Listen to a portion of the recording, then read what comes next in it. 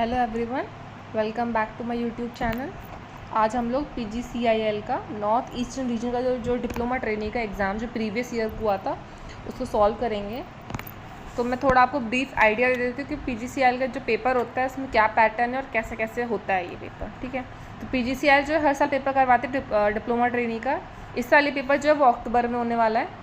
ठीक है, और फॉर्म्स अभी भी चल रहे हैं, सितंबर तक चलेंगे, 23 शायद, मुझे जहाँ तक याद एग्जैक्ट डेट, बट अभी सितंबर में तो फॉर्म भरे जा रहे हैं पूरे। ठीक है, तो जिसका पेपर है वो CBT बेस्ड है, मतलब कंप्यूटर बेस्ड एग्ज़ाम होता है, रिटन एग्ज़ाम जो है इसका, और ऑब्जेक्टिव पेपर है। उसके बाद डायरेक्ट आपका मेडिकल है। ठीक है, इफ़ यू आर फिट, आपकी जो मेरिट लिस्ट बनेगी वो कंप्यूटर बेस्ड CBT के बेसिस से बनेगी। कंप्यूटर बेस्ड CBT में आपके ये समझ लीजिए 120 मिनट्स का पेपर होता है, जिसमें आपको 170 क्वेश्चन करने होते हैं, और उन 70 क्वेश्चनों में आपके 120 क्वेश्चन टेक्निकल के हैं और 50 क्वेश्चन आपके नॉन टेक्निकल के। तो नॉन टेक्निकल में आपके रीजनिंग, एप्टी, GK, इंग्लिश सब कुछ आएगा, और 120 टेक्निकल क्वेश्चन में आपका जो भी आपके फील्ड है, चाहे वो इलेक्ट्रिकल हो या EC हो या सिविल हो, जो भी हो, वो आपकी इसके लिए यूज़ की जाएगी। तो जो 120 आपका बस वही टास्क है कि 120 मिनट में 70 क्वेश्चन करना, क्योंकि क्वेश्चंस बहुत ज़्यादा है। इसका मतलब है क्वेश्चन का लेवल बहुत कम हो जाएगा। क्वेश्चन का लेवल कम है तो आपको स्पीड बढ़ा के रखनी पड़ेगी, क्योंकि आपको 170 क्वेश्चन अटेम्प्ट करने हैं एटलीस्ट 120 मिनट्स। एटलीस्ट आप देख सकते हो कि क्वेश्चन कौन से हैं, वरना क्या ही मतलब है आप मतलब इतना कोशिश करके जाओगे वहाँ पे और आप पूरे क्वेश्चन भी अटैम्प्ट नहीं कर पा रहे हो। ठीक है, तो 170 question, 120 technical plus 50 non technical. तो इसमें जो मार्किंग है वो +1 मार्किंग है, मतलब एक क्वेश्चन सही होगा तो 1 नंबर मिलेगा, और क्वेश्चन गलत होगा तो -1/4 हो जाएगा। ठीक है, 1/4 नंबर आपके घर जाएंगे, -1/4 हो जाएगा अगर आपने गलत क्वेश्चन अटेम्प्ट किया। तो फिर आपको बस यही कोशिश करनी है कि 120 मिनट में मैक्सिमम से मैक्सिमम क्वेश्चन अटेम्प्ट करने हैं और एरर कम करने हैं। ठीक है, तो हम लोग इस क्वेश्चन पेपर को सॉल्व करते हैं। ठीक है स्टूडेंट्स, तो पहला क्वेश्चन है, what is an electrical machine? विद्युत मशीन कौन सी है? तो आप लोग इस वीडियो को 1 मिनट के लिए पॉज करो और पहले खुद से सोचो। 1 मिनट से कम समय लो, बेसिकली मेरे कहने का मतलब है, क्योंकि टाइम ज़्यादा नहीं है, तो 1 मिनट से कम के लिए इसको पॉज करो और खुद सोच के देखो कि आंसर क्या होगा। फिर उसके बाद देखना कि मैं क्या सॉल्व कर रही हूँ और आप उस डायरेक्शन में सोच पा रहे हो कि नहीं, क्योंकि टास्क वही है कि 120 मिनट में 70 क्वेश्चन अटैम्प्ट करने हैं। तो विद एक्यूरेसी, तो आप क्वेश्चन को थोड़ा टाइम दीजिए और समझिए कि आप सोच पा रहे हैं कि नहीं उस दिशा में। ठीक है, तो पहला क्वेश्चन है, what is an electrical machine? Electrical machine क्या होती है? तो इलेक्ट्रिकल मशीन क्या होती है? वो मशीन जो इलेक्ट्रिकल एनर्जी को मैकेनिकल एनर्जी में कन्वर्ट करे, या फिर मैकेनिकल एनर्जी को इलेक्ट्रिकल एनर्जी में कन्वर्ट करे। ठीक है, ये इलेक्ट्रिकल मशीन की डेफिनेशन होती है। जैसे कि आपका जनरेटर है, मोटर है, ये सब क्या इलेक्ट्रिकल मशीन है। DC मशीन है, ये सब क्या आपकी इलेक्ट्रिकल मशीन है। बट इसमें एक एक्सेप्शन भी है कि इसमें ट्रांसफार्मर भी इंक्लूड होता है। ट्रांसफार्मर भी एक इलेक्ट्रिकल मशीन होती है। इसमें क्या होता है, वोल्टेज को हम लो लेवल से हाई लेवल पे इंक्रीज़ करते हैं, या फिर हाई लेवल से लो लेवल पे इंक्रीज़ करते हैं। ठीक है, तो ये भी एक तरह की इलेक्ट्रिकल मशीन होती है जिसमें इलेक्ट्रिकल कन्वर्जन का काम हो रहा होता है। ठीक है, तो इसमें क्या हो रहा है होता है कि वोल्टेज को हम लो लेवल से हाई लेवल या हाई लेवल से लो लेवल लेके जाते हैं। तो इसका जो आंसर हो जाएगा वो जाएगा ट्रांसफार्मर। ठीक है, इसका आंसर हो जाएगा ट्रांसफार्मर। चलते हैं नेक्स्ट क्वेश्चन पे। नेक्स्ट क्वेश्चन है, which type of transformer increases the current level from primary to secondary? किस प्रकार का ट्रांसफार्मर करंट लेवल को प्राइमरी से सेकेंडरी तक बढ़ाता है? किस तरह का ट्रांसफार्मर होता है? ट्रांसफार्मर देखो 2 तरह के होते हैं, एक स्टेप अप ट्रांसफार्मर होता है, एक स्टेप डाउन ट्रांसफार्मर होता है। ठीक है, स्टेप अप ट्रांसफार्मर में क्या होता है, वोल्टेज लेवल को इंक्रीज़ करने का काम करता है। स्टेप डाउन में क्या होता है, वोल्टेज लेवल को डिक्रीज़ करता है। मतलब स्टेप अप में लो वोल्टेज से हाई वोल्टेज जाते हैं, स्टेप डाउन में हाई वोल्टेज से लो वोल्टेज जाते हैं। तो स्टेप अप में क्या होगा, हमने वोल्टेज लेवल को इंक्रीज़ किया। अगर आपने वोल्टेज लेवल को इंक्रीज़ किया है, इसका मतलब करंट लेवल क्या होगा, घट रहा होगा। तो करंट क्या हो रहा होगा, स्टेप डाउन हो रहा होगा। और स्टेप डाउन ट्रांसफार्मर में करंट लेवल क्या हो रहा होगा, इंक्रीज़ हो रहा होगा। स्टेप अप ट्रांसफार्मर में प्राइमरी नंबर ऑफ टर्न्स क्या हो जाते हैं, कम होते हैं सेकेंडरी नंबर ऑफ टर्न से। और स्टेप डाउन में क्या होता है, आपके जो प्राइमरी टर्न्स होते हैं वो ज़्यादा होते हैं सेकेंडरी टर्न से। ठीक है, इसमें पूछ क्या रहा है कि current level primary to secondary increase किस में कर रहा है? इंक्रीज़ किस में कर रहा है आपका, स्टेप डाउन ट्रांसफार्मर में। तो इसका आंसर क्या हो जाएगा आपका, स्टेप डाउन ट्रांसफार्मर। ठीक है, नेक्स्ट क्वेश्चन में मूव करते हैं। Question number 3।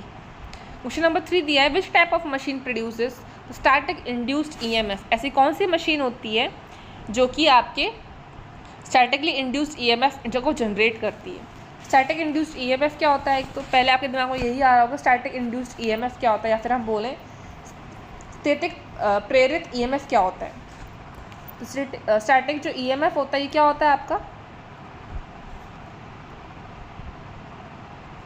जिसमें कि कोई रिलेटिव मोशन ना हो। रिलेटिव मोशन मतलब कि जब दो चीज़ें आपस में काम कर रही होंगी तो उनके बीच में कोई मोशन ना हो रहा होगा, रिलेटिव। ठीक है, अब जैसे आप देखो जो डायनेमिक होता है, डायनेमिक में क्या होता है आपका, डायनेमिक इंड्यूस्ड ईएमएफ में क्या होता है, रिलेटिव मोशन होता है आपका। जैसे कि जनरेटर हो गया, मोटर हो गया, इनमें क्या हो रहा है, रिलेटिव मोशन होता है। मशीन में या तो इलेक्ट्रिक मैग्नेटिक फील्ड मूव कर रही होती है तो मशीन खुद ही रोटेट कर रही होती है।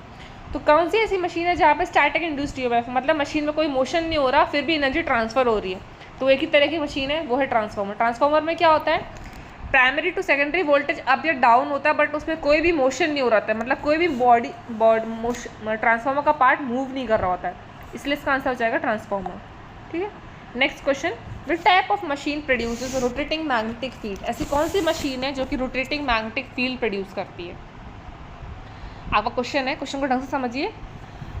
ऐसी कौन सी मशीन है जो कि आपकी जो है जो रोटेटिंग मशीन होती है, चुंबकीय क्षेत्र होता है उसको घूमड़ कर करती है, मतलब जो वो मशीन जिसका जो चुंबकीय क्षेत्र है वो घूम रहा होता है। तो देखो क्या हो रहा होता है, जैसे कि आपकी डीसी मशीन हो गई या आपकी एसी मशीन हो गई। तो कौन सी मशीन हो गई, जैसे यहाँ पे देखो कई सारी मशीन है, जैसे कि इसमें बात की जा रही है DC shunt motor, stepper motor, 2 phase induction motor या फिर डीसी सीरीज़ मोटर। जब डीसी मशीन की बात की जाती है तो डीसी मशीन का अगर आपको स्ट्रक्चर याद है तो इसमें क्या होता है, 2 परमानेंट मैग्नेट का इस्तेमाल किया जाता है, 2 या 4 परमानेंट मैग्नेट का इस्तेमाल किया जाता है और बीच में रोटर होता है। ठीक है, और मैग्नेटिक फील्ड नॉर्थ से साउथ जा रही होती है। ठीक है, तो इसमें क्या है, जो परमानेंट मैग्नेट की वजह से मैग्नेटिक फील्ड क्या होगी, फिक्स होगी, रोटेट नहीं कर रही होती। बट जब हम एसी मशीन की बात करते हैं तो चाहे आप 2 फेज मशीन ले लो चाहे 3 फेज मशीन ले लो, 2 फेज मशीन में क्या हो जाएगा, 90 डिग्री का डिफरेंस हो जाएगा आपका रोटेटिंग मैग्नेटिक फील्ड के जो एंगल्स होंगे उनमें, और 3 फेज में क्या होगा, 120 डिग्री का एंगल फेज शिफ्ट हो जाएगा। ठीक है, तो जब आपका 2 फेज या 3 फेज की बात करो, 90 डिग्री या 120 डिग्री की बात करो, तो एसी मशीन में आपका 2 पार्ट होते हैं, एक स्टेटर होता है जो फिक्स्ड होता है, रोटेट नहीं कर रहा होता है, एक रोटर होता है जो कि रोटेटिंग होता है, मूवेबल होता है। तो जब ये रोटेटर मूवेबल है और स्टेटर आपका फिक्स है तो जो मैग्नेटिक फील्ड इसमें जनरेट हो रही होती है वो रोटेटिंग नेचर की होती है, क्योंकि रोटर भी मैग्नेटिक फील्ड जनरेट कर रहा होता है, स्टेटर भी कर रहा होता है। अब दोनों की मैग्नेटिक, क्योंकि स्टेटर फिक्स्ड है और ये इसकी मैग्नेटिक फील्ड क्या है, मूवेबल है, क्योंकि ये मूविंग कर रहा होता है, तो क्या हो रहा होता है, स्टेटर की जो फिक्स्ड मैग्नेटिक फील्ड है वो भी इसके प्रभाव में आकर रोटेटिंग होने लगती है। इसलिए क्या हो जाता है, उसमें जो मैग्नेटिक फील्ड जनरेट हो रही होती है वो रोटेटिंग नेचर की होती है। इसलिए एसी मशीन चाहे 2 फेज की बात करो आप चाहे 3 फेज की बात करो, दोनों केस में रोटेटिंग मैग्नेटिक फील्ड जनरेट होती है। इसलिए इसका आंसर क्या हो जाएगा, 2 फेज इंडक्शन मोटर। इसमें क्या होगा, रोटेटिंग मैग्नेटिक फील्ड जनरेट होगी, डीसी में कभी नहीं होती, याद रखना हमेशा। ठीक है, चलते हैं नेक्स्ट क्वेश्चन पे। नेक्स्ट क्वेश्चन है आपका, विच type of shape is use by carbon brushes in DC machine. किस तरह का शेप आपका यूज़ किया जाता है कार्बन डीसी मशीन के केस में। जो कार्बन डीसी मशीन के केस में क्या होता है, आपका स्क्वायर शेप का ब्रश यूज़ किया जाता है। एक थ्योरेटिकल क्वेश्चन है, ना ही सिलेंड्रिकल होता है, ना ही आपका ट्रायंगुलर होता है, ना ही सेमी सर्कुलर होता है, हमेशा स्क्वायर शेप का कार्बन ब्रश यूज़ किया जाता है। क्यों यूज़ किया जाता है, ताकि आपका जो फ्रिक्शन है रोटर में और जो आपके ब्रशेस लगे होते हैं यहाँ पे रोटर में, उनमें जो फ्रिक्शन है वो रिड्यूस हो जाए। ठीक है, और ताकि जो करंट है वो आसानी से पास हो सके आपका आर्मेचर वाइंडिंग के थ्रू, कम्यूटेटर के थ्रू। ठीक है, तो जो आपका जो आर्मेचर वाइंडिंग होती है यहाँ पे, इसके थ्रू कार्बन ब्रशेस के थ्रू एक्सटर्नल सर्किट में जो आपका करंट जा रहा होता है वो आसानी से पास हो जाए, इसलिए कार्बन ब्रश का इस्तेमाल किया जाता है। और बस एक चीज़ याद रखना कि जो कार्बन ब्रशेज़ हैं ये स्क्वायर शेप के होते हैं, सेमी सर्कुलर कोई और शेप में, सिर्फ स्क्वायर शेप के ब्रशेज़ यूज़ किए जाते हैं कार्बन के, ताकि फ्रिक्शन वगैरह को हम लोग रिड्यूस कर सकें। यही एक मेन इसका स्ट्रक्चरल रीज़न है, ठीक है। तो इसका आंसर क्या हो जाएगा आपका square shape, option B. Next question पर चलते हैं, क्वेश्चन नंबर 6। क्वेश्चन नंबर 6 क्या पूछ रहा है, which statement is correct for DC machine comparative to AC machine. ऐसा कौन सा स्टेटमेंट है जो सही है डीसी मशीन और एसी मशीन के कंपैरिजन, ठीक है। क्वेश्चन पहले स्टेटमेंट पढ़ो फिर देखते हैं कौन सा सही है कौन सा गलत है। पहला क्या है, it doesn't require any maintenance. क्या डीसी मशीन को मेंटेनेंस की रिक्वायरमेंट नहीं होती है? ऐसा नहीं है, ठीक है। उसके बाद अगला क्या है स्टेटमेंट, अगला स्टेटमेंट है the DC motor efficiency is high. DC motor की एफिशिएंसी क्या होती है? हाई होती है। ये बात एकदम सही है, डीसी मोशन की एफिशिएंसी क्या होती है? हाई होती है। फिर more speed control can be done by changing frequency. Frequency की बात ही नहीं कर रहे हैं हम लोग यहाँ पे। डीसी मशीन में क्या होगा, डीसी सप्लाई हो रही होगी तो फ्रीक्वेंसी की बात नहीं की जाएगी। उसके बाद in this motor brushes and commutator are not present. DC machine में प्रेजेंट होते हैं, इसलिए ये स्टेटमेंट क्या हो जाएगा, गलत हो जाएगा। तो ओनली स्टेटमेंट जो करेक्ट हो जाएगा वो जाएगा डीसी मोटर की एफिशिएंसी हाई होती है। एफिशिएंसी क्या हाई क्यों होती है, ये एक सवाल ज़रूरी है आपके दिमाग में आना चाहिए कि हाई हो तो होती है, बट क्यों होती है? क्योंकि इसमें जो मैग्नेट होती है वो परमानेंट मैग्नेट होती है। मैंने अभी आपको बताया इसमें जो है परमानेंट मैग्नेट का इस्तेमाल किया जाता है, उसके बीच में रोटर रोटेट करता है, परमानेंट मैग्नेटिक फील्ड का इस्तेमाल किया जाता है। इसमें इसकी लॉसेस कम हो जाता है, लॉसेस कम हो जाते हैं तो एफिशिएंसी अपने आप ही हाई हो जाती है, ठीक है।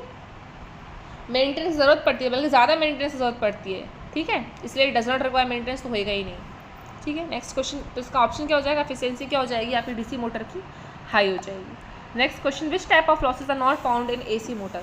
एसी मोटर में किस तरह के लॉस नहीं फाउंड किए जाते हैं? अब एसी मोटर में देखो दो लॉस होते हैं, एक तो आयरन लॉस होता है जिसको हम फिक्स्ड लॉस बोलते हैं, एक कॉपर लॉस होता है जो कि मूवेबल लॉस होता है, ठीक है। अब जो आपका एसी मोटर में जो लॉसेस नहीं, एसी मोटर में आपके आयरन लॉस होंगे, ठीक है, कॉपर लॉस भी होते हैं, मैकेनिकल लॉसेस भी होते हैं, क्योंकि मूविंग बॉडी है तो उसका मतलब मैकेनिकल लॉसेस होंगे, फ्रिक्शन जनरेट हो रहा होगा तो मूविंग लॉसेस भी होंगे। सिर्फ क्या लॉस नहीं होंगे, ब्रश लॉसेस नहीं होंगे। इसका आंसर हो जाएगा सी, क्योंकि एसी मोटर में ब्रशेस प्रेजेंट नहीं होते हैं, इसलिए इसका आंसर हो जाएगा कि इसमें ब्रश लॉस नहीं होते हैं, ठीक। Next question, which is the disadvantage of DC machine. DC machine का नुकसान क्या है, ठीक है। अब डीसी मशीन हम लोग इस्तेमाल करते हैं तो उसके नुकसान क्या है और फ़ायदे क्या हैं। अब डीसी मशीन की नुकसान और फ़ायदे की अगर हम बातें करेंगे तो डीसी मशीन क्या होती है, ब्रशेस इस्तेमाल किए जाते हैं इसमें, ठीक है, और मेंटेनेंस भी ज़्यादा चाहिए होता है इसमें, ठीक है। स्पीड कंट्रोल भी ठीक ठाक हो जाता है इसमें, अच्छा खासा हो जाता है, फील्ड वाइंडिंग और हम लोग आर्मेचर वाइंडिंग का इस्तेमाल करके और यहाँ तक कि उन सब का इस्तेमाल करके हम लोग स्पीड को आसानी से कंट्रोल कर लेते हैं। बस इसमें डिसएडवांटेज यही है कि ये टॉर्क इसमें जो होता है जनरेट होता है, जो कि हमें चाहिए होता है डीसी मशीन के लिए, वो हाई होता है। हाई स्टार्टिंग टॉर्क जो है इसमें नहीं जनरेट होता है, इसमें लो टॉर्क जनरेट होता है, ठीक है। तो ये इसका एक तरह से डिसएडवांटेज हो गया। और जहाँ तक मुझे लग रहा है ये ऑप्शन गलत दिया हुआ है, टॉर्क जो होता है वो लो होना चाहिए यहाँ पे। सॉरी स्टूडेंट्स, टॉर्क जो होता है डीसी मशीन में हाई होता है, बट ऑप्शन में एक्चुअली में ये पेपर में गलत दिया है, लो है इसमें। यहाँ पे टॉर्क इज़ लो तो इसका आंसर ए हो जाएगा, क्योंकि फ्री फ्रॉम हार्मोनिक्स होता है, क्योंकि उसमें मूविंग पार्ट नहीं होता है, फिर ऑपरेशन भी सीमलेस होता है, इंस्टॉलेशन मेंटेनेंस भी यूजी होता है, और टॉर्क भी हाई होती है। अगर देखा जाए तो डीसी मशीन में टॉर्क हाई होती है, बट क्योंकि हमें ये क्वेश्चन पेपर में गलत दिया हुआ है, इसका टॉर्क इसमें टॉर्क इज़ लो, जो एक्चुअल पेपर आया था उसमें टॉर्क इज़ लो दिया हुआ था, तो इसलिए इसका ऑप्शन ए था। वही मैं सोचूं कुछ गलत क्यों दिया है, सॉरी स्टूडेंट्स, ठीक है। नेक्स्ट क्वेश्चन पे चलते हैं, what is wrong statement for DC fan. DC fan के लिए रॉन्ग स्टेटमेंट कौन सा है? अब डीसी फैन की तुम बात करोगे तो डीसी फैन क्या होता है, DC fan uses 70% less energy than AC standard fan. ये बात भी सही है, डीसी फैन जो होता है आपका कम एनर्जी यूज़ करता है as compare to AC fan के। तो सर मोर जिसमें लिखा है ना, ये uses less energy than an standard AC fan, ये बात आपकी गलत है। डीसी ये बात आपकी एकदम सही है। अब इसमें रॉन्ग पूछ रहा है, ये तो बात सही हो गई। फिर अगर DC fan are less noisy, ये बात भी सही है, डीसी फैन जो है कम आवाज़ करते हैं। फिर अगर DC fan have more rugged construction than an AC fan motor, ये गलत है। रग्ड कंस्ट्रक्शन नहीं होता है, उसका कंस्ट्रक्शन क्या जो होता है बहुत स्मूथ होता है, स्मूथ कंस्ट्रक्शन होता है इसलिए उसमें क्या होता है, लेस नॉइसी होता है, एनर्जी भी कम कंज्यूम कर रहा होता है, स्पीड जो होती है वो भी ज़्यादा वेरिएबल ऑप्शन होते हैं, तो इसलिए रग्ड कंस्ट्रक्शन इसका आंसर नहीं है, रॉन्ग स्टेटमेंट। डीसी फैन जो होता है उसका कंस्ट्रक्शन बहुत स्मूथ होता है, लाइटर फैन होता है, स्लिमर डिज़ाइन होता है उसका, तो ये ऑप्शन गलत हो जाएगा। ऑप्शन नंबर सी है इसका आंसर। पहले ढंग से पढ़ना, क्वेश्चन में पूछ क्या रहा है, रॉन्ग पूछ रहा है कि राइट पूछ रहा है, यही मुझसे एरर हो गया था पिछले वाले क्वेश्चन में भी, ठीक है। आप लोग भी ध्यान दीजिएगा क्योंकि जल्दी में हम लोग ये भूल जाते हैं कि करेक्ट स्टेटमेंट पूछ रहा है कि रॉन्ग स्टेटमेंट पूछ रहा है, ठीक है। नेक्स्ट क्वेश्चन क्या है, which statement is correct for AC machine comparative to DC machine. AC machine की तुलना में कौन सा स्टेटमेंट करेक्ट है डीसी मशीन की तुलना में। स्टेटमेंट पढ़ो, करेक्ट पूछ रहा है, आप ऑप्शन पढ़ लो। In this motor carbon brushes and commutator are present.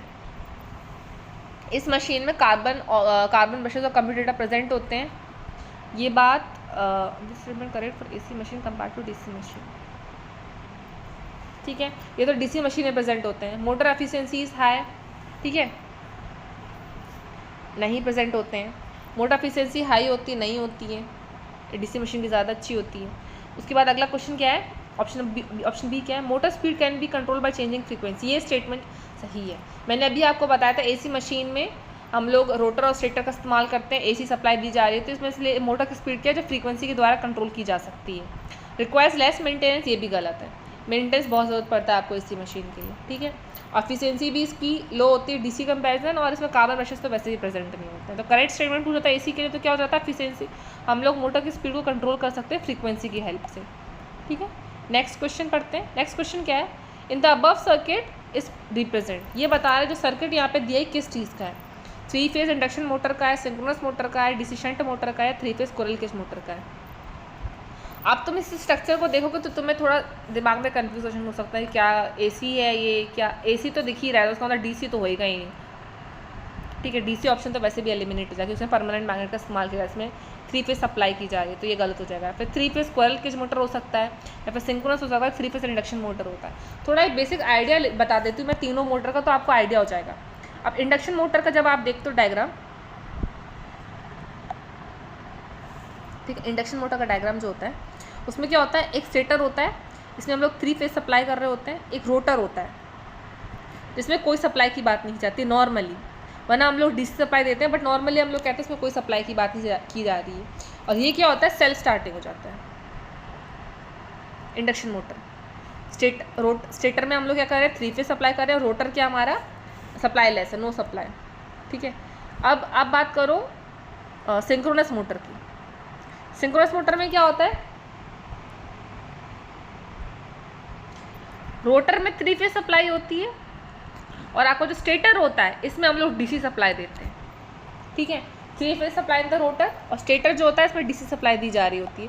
अब आप डीसी मशीन की बात करो, मैंने लास्ट क्वेश्चन में भी बताया था, डीसी मशीन में क्या होते हैं, परमानेंट मैग्नेट के पोल्स यूज़ किए जा रहे होते हैं।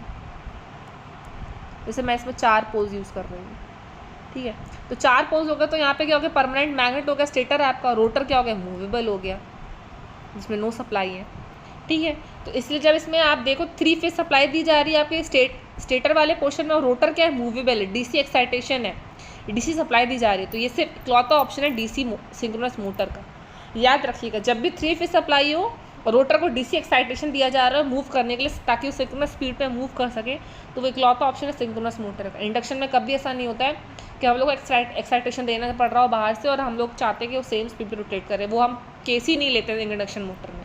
अगर साथ रोटेट करेगा तो वो मूव ही नहीं कर पाएगा आपका, ठीक है। Next question number 12, which of the following is not a self start motor. अब सेल्फ स्टार्ट मोटर कौन सा है, मैंने अभी आपको बताया, ये जो आपका ये होता है आपका इंडक्शन मोटर होता है, ये आपका सेल्फ स्टार्टिंग होता है, ठीक है। और जो आपका डीसी मोटर होता है ये भी आपका सेल्फ स्टार्टिंग होता है, इसमें भी ज़रूरत नहीं पड़ती आपको एक्सटर्नल एक्साइटेशन की, ठीक है। अब जो आपका ये बचा आपका सिंक्रोनस मोटर, ये सेल्फ स्टार्टिंग नहीं होता है, नॉट सेल्फ स्टार्टिंग, ठीक है। इसमें हम लोग इसलिए डीसी एक्साइटेशन देते हैं बाहर से रोटर को, ताकि रोटर की जो मैग्नेटिक फील्ड है और स्टेटर की मैग्नेटिक फील्ड है जो आपस में सिंक्रोनाइज करे और रोटर जो रोटेट करने लगे, तो ये इसका नुकसान है, सेल्फ स्टार्टिंग नहीं होता है, ठीक है। तो इसका ऑप्शन क्या हो जाएगा आपका इसका ऑप्शन हो जाएगा आपका which motor is not self starting, तो इसका ऑप्शन हो जाएगा सिंक्रोनस मोटर, ठीक है। ठीक है, ये आपकी सेल्फ स्टार्टिंग मोटर नहीं होती है। चलते हैं नेक्स्ट क्वेश्चन पे, क्वेश्चन नंबर 13 पे चलते हैं हम लोग स्टूडेंट्स। क्वेश्चन नंबर 13 दिया है, which type of motor will work as single excited motor. ऐसी कौन सी मोटर जो सिंगली एक्साइटेड होती है। अब देखो डीसी मोटर की हम लोग इस समय कोई बात नहीं करेंगे, डीसी मोटर की नहीं बात करी जाएगी इसमें, क्योंकि इसमें परमानेंट मैग्नेट यूज़ की जा रही है आपकी। सिंक्रोनस मोटर की बात नहीं की जाएगी, क्योंकि इसमें हम डीसी सप्लाई भी देते हैं और एसी सप्लाई भी देते हैं। और सर्वो मोटर की बात की जाती है तो ये भी सिंक्रोनस मोटर की तरह ही होता है, तो इसलिए इसमें भी हम सप्लाई देते हैं। अब 3 फेज स्क्विरल केज मोटर है, ये इकलौता इंडक्शन, ये क्योंकि ये इंडक्शन मोटर का पार्ट है आपका, ये तो याद ही होगा आपको कि squirrel cage motor induction motor होता है। तो इंडक्शन मोटर में हम लोग 3 फेज सप्लाई देते हैं, सिर्फ 3 फेज सप्लाई देते हैं और कोई सप्लाई नहीं दी जा रही होती है, और इसलिए ये as a singly excited motor की तरह काम करती है। 3 फेज सप्लाई से मैग्नेटिक फील्ड जनरेट होती है जो रोटेटर को रोटेट करती हैं, इसलिए ये वर्क कर रहा है सिंगली एक्साइटेड मोटर। ठीक है, इसका आंसर हो जाएगा squirrel phase induction motor. Next question, which statement correct for synchronous machine comparative to induction machine. कौन सा स्टेटमेंट करेक्ट है, क्वेश्चन पढ़ना, करेक्ट का पूछ रहा है। सिंक्रोनस मशीन की तुलना में इंडक्शन मशीन की। A motor has is singly excited, गलत है, क्योंकि जो हमारी सिंक्रोनस मोटर होती है वो डबली एक्साइटेड है। आप इसमें 3 फेज सप्लाई भी करते हो, डीसी सप्लाई भी करते हो। तो speed is independent of load, ये ऑप्शन सही है, जो जिसमें जो स्पीड होती है वो इंडिपेंडेंट ऑफ लोड है। इस बात से कोई फ़र्क नहीं पड़ रहा कि लोड एंड में हम क्या लोड दे रहे हैं, वो अपना नॉर्मल जनरेट करता रहता है। फिर मोटर है सेल्फ स्टार्टिंग टॉर्क, ये वाला स्टेटमेंट भी गलत है, मोटर सेल्फ स्टार्टिंग नहीं होती है। फिर हमें डीसी सप्लाई देना पड़ता है इसको स्टार्ट करने के लिए। फिर अगला है the motor operate only at lagging power factor, ये गलत है। सिंक्रोनस मोटर जो होते हैं वो लीड, लैग और जीरो तीनों पावर फैक्टर पे काम करते हैं, इसलिए ये ऑप्शन भी गलत हो जाएगा। तो ऑप्शन ओनली ऑप्शन होगा बी, कि ये मोटर है इंडिपेंडेंट ऑफ लोड के। ठीक है, नेक्स्ट क्वेश्चन, क्वेश्चन नंबर 15, इसमें पूछा था damper binding consist of heavy copper bars inserted in the slots of. तो डैम्पर बाइंडिंग यूज़ की जा रही है, ये हम लोग कहाँ इंसर्ट करते हैं, स्लॉट्स में, किन के स्लॉट्स में इंसर्ट करते हैं, क्वेश्चन ये है। ठीक है, डैम्पर वाइंडिंग का जो यूज़ किया जा रहा है ये किन के स्लॉट्स में रख के इनको इस्तेमाल किया जाता है। ठीक है, तो क्वेश्चन ये है, तो पहले इस क्वेश्चन को समझ लो, उसके बाद हम इसके बारे में समझेंगे क्वेश्चन में पूछ से क्या रहा है। डैम्पर वाइंडिंग का काम क्या होता है। डैम्पर वाइंडिंग जो होती है ये नॉर्मली यूज़ की जाती है स्पीड को स्लो करने के लिए, या फिर ये हम बोलते हैं स्पीड को इंक्रीज़ करने के लिए। डैम्पर का मतलब भी होता है कि स्पीड को स्लो या स्लो करना।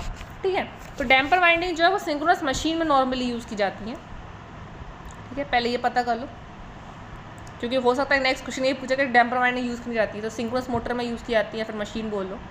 ठीक है, सिंक्रोनस मोटर जनरेटर में यूज़ की जाती हैं। क्यों यूज़ की जाती हैं, ताकि हम स्पीड को सिंक्रोनस स्पीड के बराबर ला सकें। जैसे मान लो स्पीड इंक्रीज़ हो गई तो स्पीड को स्लो करके सिंक्रोनस स्पीड के बराबर लाएँ, जो कि रोटर की स्टैटिक स्पीड मैग्नेटिक फील्ड की स्पीड बराबर हो जाए, तो उससे क्या होगा, मोटर क्या हो जाएगी हमारी, चलने लगी ढंग से। ठीक है, सिंक्रोनस मोटर में यूज़ किया जा रहा है। अब सिंक्रोनस मोटर में रखा कहाँ जाता है, मेन है कि सिंक्रोनस मोटर में रखा कहाँ जा रहा है। सिंक्रोनस मोटर में स्टेटर और रोटर। ठीक है, स्टेटर और रोटर। स्टेटर में क्या करते हैं, हम 3 फेज सप्लाई देते हैं, और रोटर में क्या होता है, हम डीसी एक्साइटेशन देते हैं। ठीक है, तो जो रोटर के जो पोल्स होते हैं, जो रोटर के पोल्स होते हैं, तो कभी अगर हम सिलिंड्रिकल रोटर की बात करें, ठीक है, एक सेकेंड फिर से बनाती हूँ मैं। जो आपके जो रोटर होता है वो 2 तरीके से होते हैं, तो सिलिंड्रिकल रोटर, तो सेलिएंट पोल। ठीक है, अब सिलिंड्रिकल रोटर मतलब सिलेंडर का मतलब भी गोल गोल हो गया। ठीक है, सेलिएंट पोल रोटर क्या होते हैं, बल्जिंग स्ट्रक्चर के होते हैं,